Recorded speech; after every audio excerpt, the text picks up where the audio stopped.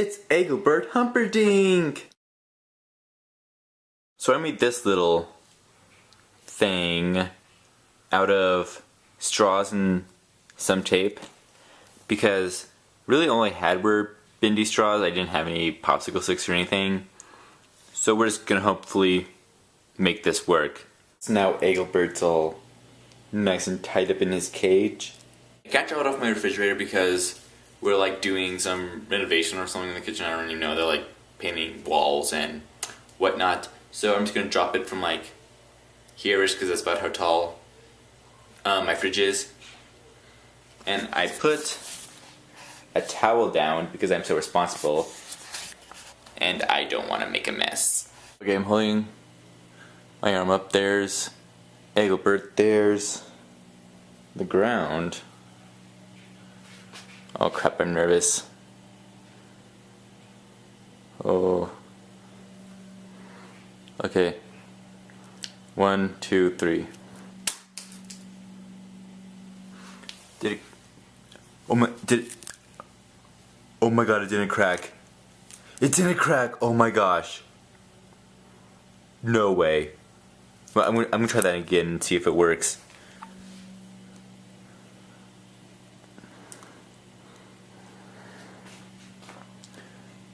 Okay, 1, 2, 3.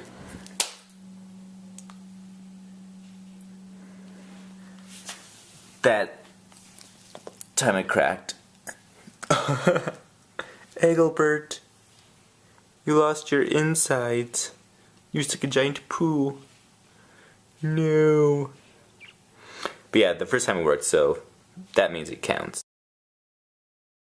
I was pretty excited when I found that the challenge was going to be an egg drop because I had to do one as a final project for physics last semester, and mine worked awesome because I used Jello, and Jello was like the perfect, because we didn't have to put like the egg in a contraption. We just had to drop the egg, like the egg naked, into something, and we used Jello, and it was awesome. We got the highest grade in the class.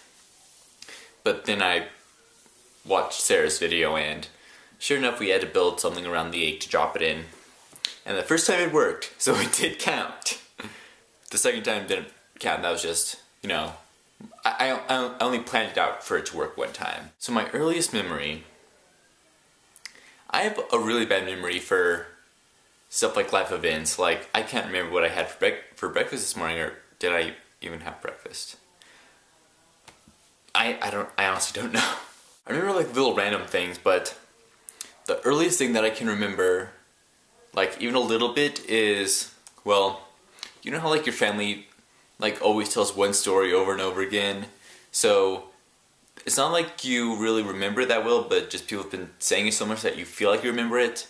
It's kind of like that, because I can remember some parts of it happening, but I don't remember like the full story. I must have been like 2 or 3, I think probably 2, because I was just talking, and I started to talk like really early, and I was talking like full sentences, I think. Well, almost full sentences. I was with my dad's family, and we were always all together with like my grandma and aunts and uncles and cousins and everyone. And we were at my grandma's house, and my aunt was telling a joke to everyone else, not me, because I was, you know, a baby and I was too busy like drooling on myself or whatever it is I did. And the joke was, what do you get when you combine a fish and Swiss cheese? The holy mackerel. Because, like, you know, Swiss cheese has holes in it and a mackerel is a fish. So after we were there, we all got into the car to drive to a Mexican restaurant. I think it must have been like somebody's birthday or something. And I remember this car ride because I grabbed my aunt and I just looked at her like straight on in the eyes. I stared into her soul and I just said, I am the holy mackerel. And I just said that one time, then I just turned back around and did whatever I was, like pooping myself, or I don't know what I did. And I guess that that was kind of a funny thing that happened, I guess, because now that's all my family ever talked about whenever they're talking about stories. And then, when we were actually at the restaurant, like, you know, again, I was a baby, so everyone was like feeding me, like spoon feeding me from across the table and whatnot. And I was sitting next to my dad. And I was playing with a spoon, so I got a spoonful of stuff. I remember it as being Jello, but people say like it was refried beans or rice or something. But I'm pretty sure it was Jello. Remember, my memory. So then I just yelled, "Ope," and then I shoved it into his cheek, and he got really mad. Then he asked me, "Tanner, why did you do that?" He was still pretty mad. I was like, "I said ope." And then like, open. Then I was going to shove it into his mouth, but he didn't open his mouth. So look what happened. He got Jello all over him. So it was his fault for not listening to me. Sarah and Alaska, I'm so jealous that you went to Dial-Up Tour. I wanted to go so bad.